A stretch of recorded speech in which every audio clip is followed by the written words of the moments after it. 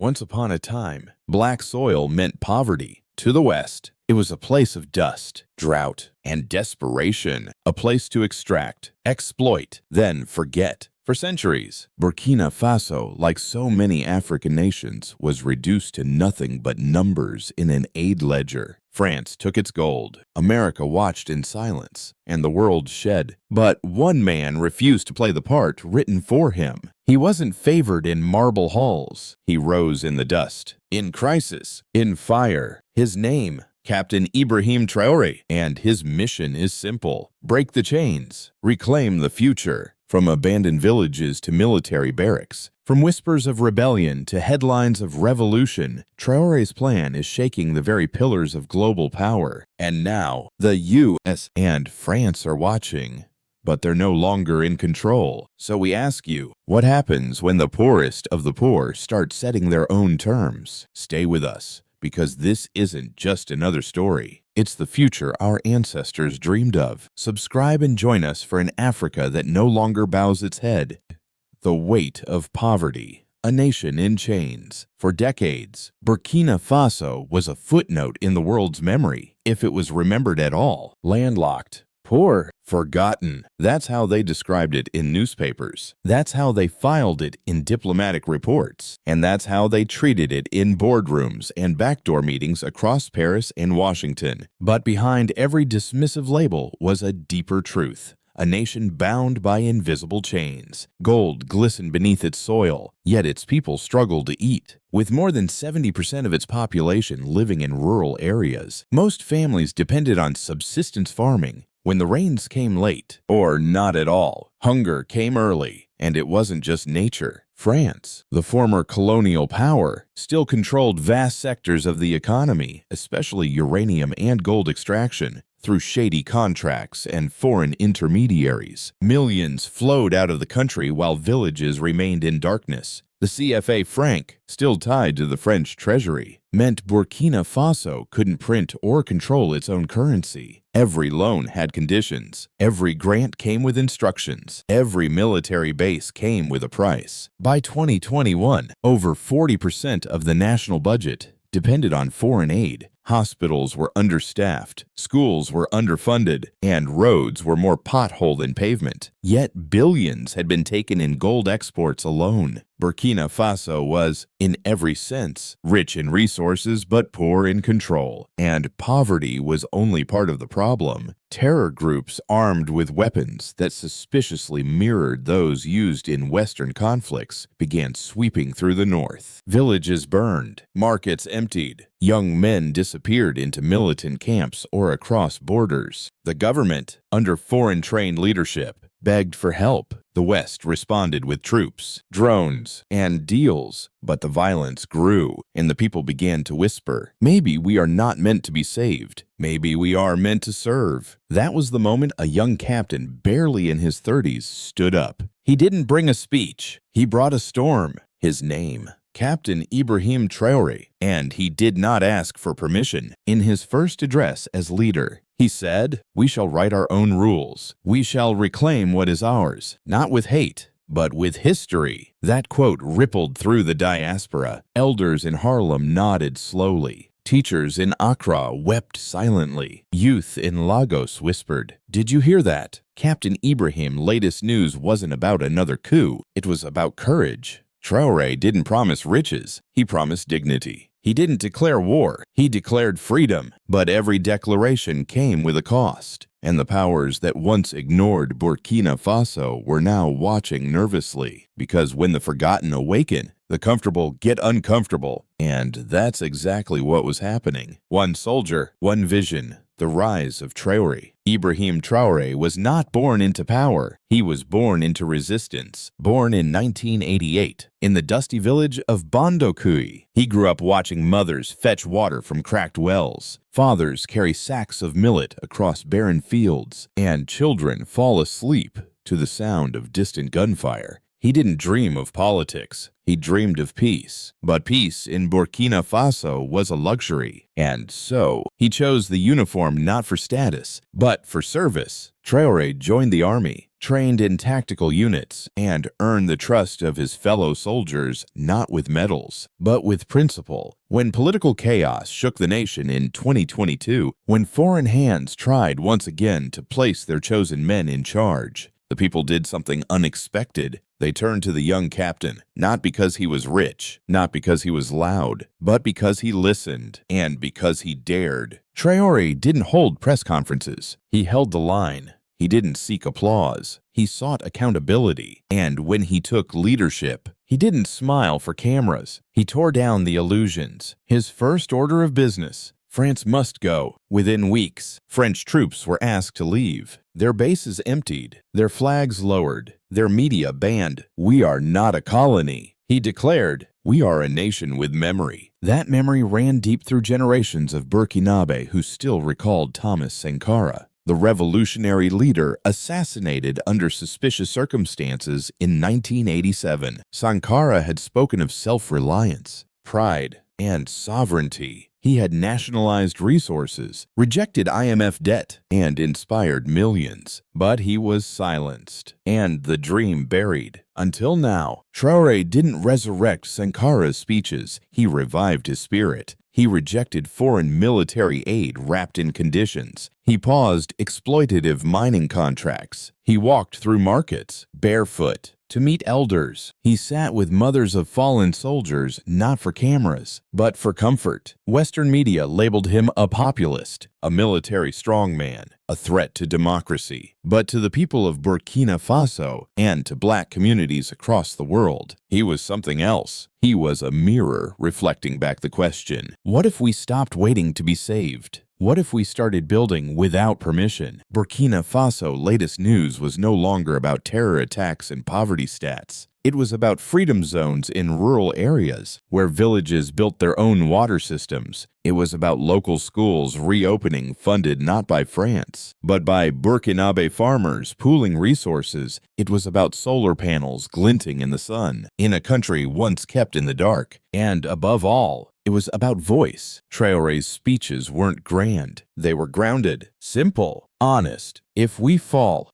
standing, but we shall not kneel. The West didn't know how to respond. A soldier who refuses to beg, a nation that stops asking. That was the threat. And that's why his rise is not just a national story. It is a black story, a global one. Because every act of dignity in Africa echoes in Detroit. Every bold move in Ouagadougou stirs something in New Orleans. Every whispered rebellion in the Sahel becomes a shout in Harlem. So we ask, if you believe this is what Africa needed all along, say amen in the comments below. Let your voice rise with his, because one soldier is no longer standing alone. When France loses control, the silent retaliation. They didn't send armies. They sent advisors. They didn't drop bombs. They dropped headlines. When Captain Ibrahim Traoré ordered French troops to leave Burkina Faso, it wasn't just a military decision. It was a psychological break. For France, it was more than a loss of strategic territory. It was the collapse of a narrative that African states cannot govern themselves without European supervision. Burkina Faso said otherwise, and that shook the empire. Within weeks, retaliations came not through missiles, but through microphones. Western media launched a flood of stories. Burkina Faso faces instability under military rule. Traoré's government isolates the country. Concerns grow over democracy in West Africa, but the people weren't confused. They'd seen this script before. Every time a nation in the global south refuses orders, sanctions follow. Every time an African leader chooses dignity, aid disappears. Every time sovereignty is claimed, words like dangerous and autocrat are whispered. But this time, something was different. Burkina Faso didn't panic. It organized. As French soldiers packed their bags, Traoré's team drafted plans for domestic defense, resource control, and independent infrastructure. And then he took a bolder step. He joined hands with Mali and Niger, two other nations shaking off French influence. Together, they formed the Alliance of Sahel States, a regional pact not built around Paris or Brussels, but around African priorities. This wasn't just symbolic. It was structural. Joint military exercises, shared intelligence, collective action against insurgents, all without begging the West for help. And that made France nervous. According to leaked reports, foreign diplomats warned of the dangerous precedent being set in West Africa. Translation: other nations might follow, and they were right.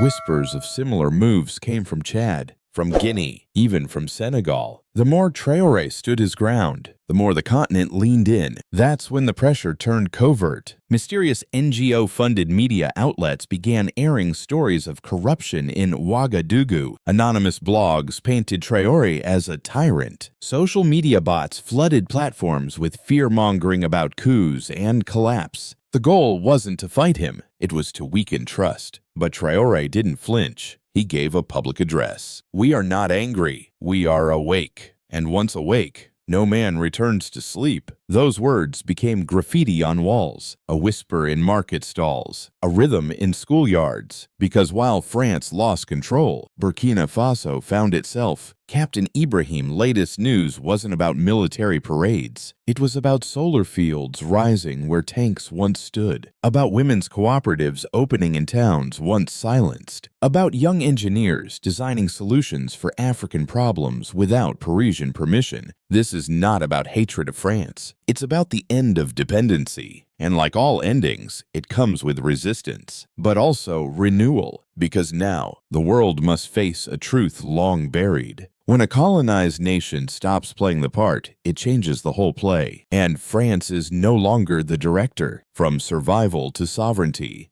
the African blueprint. For generations, African nations were told to survive, not thrive. Told to manage poverty, not solve it. Told to follow templates, not create them. Told to wait for handouts, not design futures. But Traoré is writing a new script, one that begins with sovereignty. Burkina Faso is no longer asking what can be begged for. It is asking, what can we build ourselves? And the answer, it turns out, is everything. In the north, gold mines once leased to French firms are now under national control. Profits are staying in the country funding roads, clinics, and schools. In the east, local women's groups are forming farming co-ops, planting not just food, but economic independence. In the capital, young engineers are trained to design solar power stations, part of a bold national plan to electrify rural regions without Western contractors. And in universities, students are no longer being groomed to leave for Europe. They are being taught to stay and lead. The goal isn't charity, it's capacity. The blueprint, in Africa where we print our own currency, teach our own children, treat our own sick, and defend our own borders. And this vision is not vague. It is written in steel and solar, in tractors and textbooks, in policies that reject IMF conditionality and embrace community cooperatives. It's visible in Burkina Faso's first electric car, developed by local startup ITOA, not as a luxury product, but as a durable, affordable vehicle built for African roads. Other nations noticed. Kenya, Ghana, Guinea, even Nigeria. They watched, then whispered, if Burkina Faso can do it, what's stopping us? This is how a blueprint spreads, not by war, but by example. And Captain Traoré understands this. In his latest address, Captain Ibrahim's latest news he didn't boast. He offered a challenge. Our success will not be measured in GDP, but in dignity. When our children speak their language and eat food grown on free land, that is when we will say, we have won. It wasn't a politician's line. It was a prophet's vow, because at its heart, this movement isn't just about Burkina Faso, it's about Black futures everywhere. When one nation proves self-reliance is possible, a continent begins to dream differently. And when Africa dreams on its own terms, the world listens differently. This is the new blueprint, not drawn in Paris, not signed in Washington, but shaped in Ouagadougou by a soldier who dared to believe. And now, belief is spreading. This story didn't begin in a palace. It began in the dust, in a land they said was too poor to matter, too broken to stand, too dark to ever shine. But they were wrong, because Burkina Faso did not collapse. It refused to fall. It chose another path, one not paved with foreign aid or dictated treaties, but a path carved by will, led by a soldier with no crown, but with a compass, a captain who knew that sovereignty is not given, it is taken, and once taken, must be guarded not by guns alone, but by memory. From mud walls to solar grids, from sanctions to sovereignty, from silence to the sound of black nations speaking their own future, Captain Ibrahim Traoré stood when the world expected him to kneel. He said no to dependency, no to distraction, no to the idea that Africa must always wait her turn. And now, the question is no longer, can Africa rise? The question is, who will stand with her when she does? Burkina Faso is not perfect, but it is awake. And when one nation wakes, the continent stirs. When one voice dares, others echo. When one blueprint works, others draw. So we leave you with this. Do you believe Africa can lead her own future? Can this generation finish what the ancestors began? Drop your answer in the comments. Today's message is Africa New. Let the world see what we believe. And if this story moved something in your chest, don't scroll past. Like, share, speak, subscribe because they hid our history long enough. Let's speak our future out loud. Thank you for being here. We'll see you in the next story. The kind they still don't want you to hear. Captain Ibrahim, latest news will return. Burkina Faso, latest news will evolve. And Africa will no longer ask for permission.